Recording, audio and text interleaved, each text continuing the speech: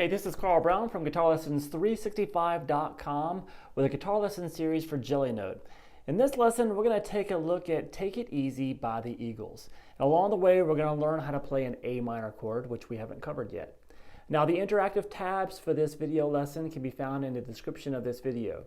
Now, that'll take you to Jellynote, which has thousands of interactive tabs and sheet music in sync with videos just like this one. So I suggest you check it out.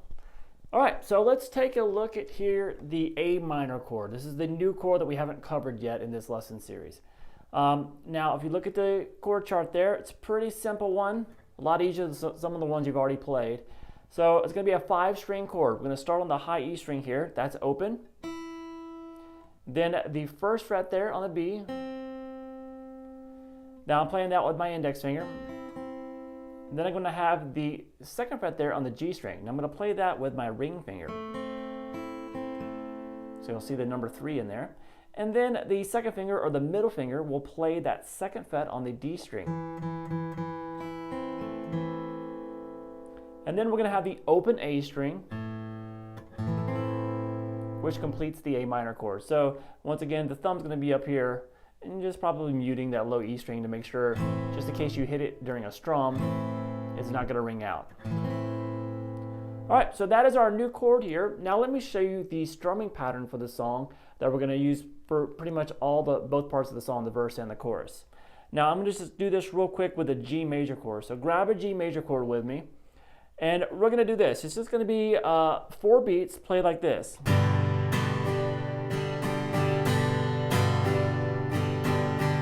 All right, so we've talked about strumming a little bit, so hopefully you guys will understand what's going on here. We have on the first beat just a downstroke. So the upstroke there of the first beat is going to miss the strings. So you still want to keep the motion, right? But miss that upstroke. Now for the second beat, you're going to do both the downstroke and the upstroke. So we have this for 2 beats. 1, 1, 2. So I hit the upstroke that second time. All right, now we have for the third beat, we're going to miss the downstroke and just hit the upstroke. So we have this so far. Down, down, up, up. And on the fourth beat, we do both the down and the up again. So all together, down, down, up, miss, up, down, up. Down, miss, down, up, miss, up, down, up. So get the feel of that. Now I always recommend trying to get the what's down, what's up, just out of your mind. Feel the rhythm. When you have your hand just doing this, da, da, da, da, da, da, there will always be a stroke that you can do there, either down or up. So you just kind of lock in with it without even thinking about what you're doing down here. You're just keeping a nice steady rhythm with that down up motion in the hand.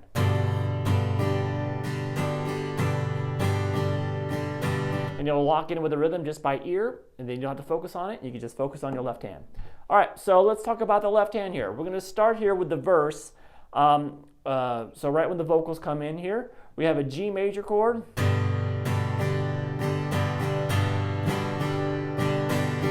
So I did a strumming pattern twice on that chord. And then what we're going to do is we're going to keep holding the G, but we're just going to hit 2 downstrokes. Then we're going to move to a D major chord. Now, we have a note that's in common there, that third finger there on the B string. So we can just move there, that's kind of our guide finger, move to the D chord easy, and hit that with just 2 downstrokes as well. So it's a quick little change. So we have this.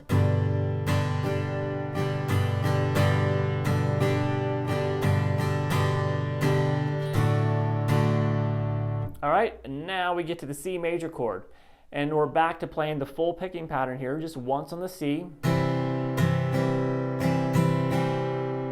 All right, so you can follow along there with the tab, and then back to the G. Full picking strumming pattern, then back to the D, full strumming pattern. Full strumming pattern on the C. And full strumming pattern on the G. All right, so it's a lot of chords. Let me go through them real quick for you. Here we go.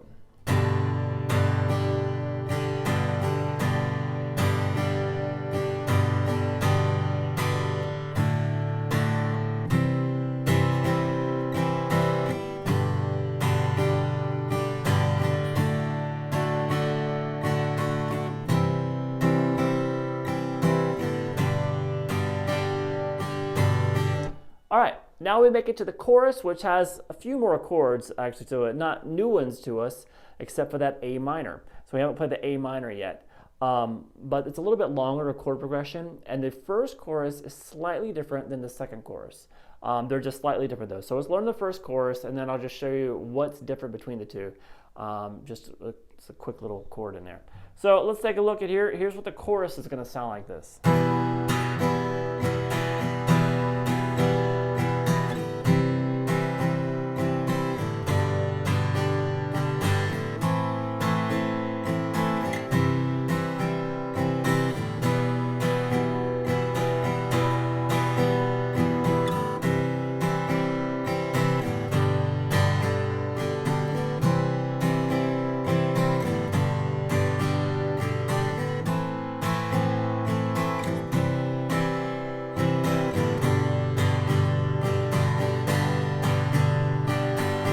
So that is a long chorus. All right, so it's going to start here with the E minor chord. So you'll have the charts here so you can follow along and count how many times each chord's played. But I'm going to do the strumming pattern twice on this opening E minor.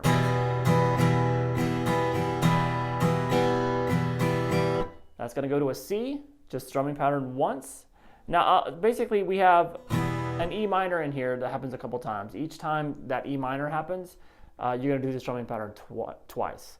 Now, whenever you're playing one of the other chords, except for the very last chord in the chorus, you're going to just play the strumming pattern once. So we're going to start with that strumming pattern twice on the E minor. Now C,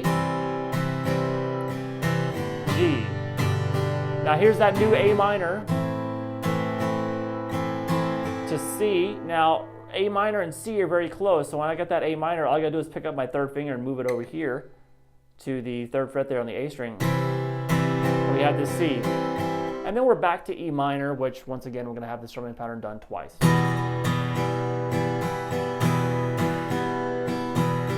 All right, so the second half of the chorus sounds like this. C to G.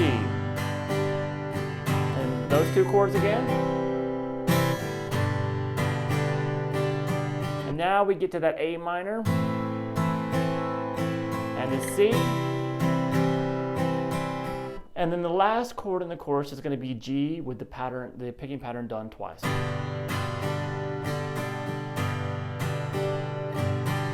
All right, so let me play that whole first chorus for you, a little bit slower tempo.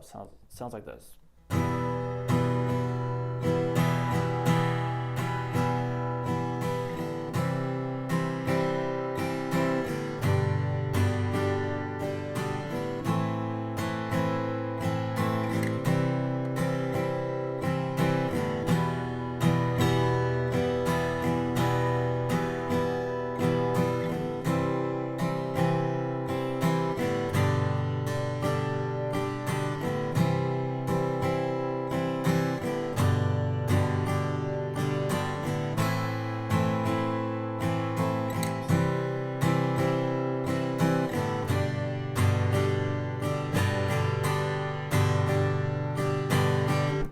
All right, so what is the difference between that chorus and the second chorus?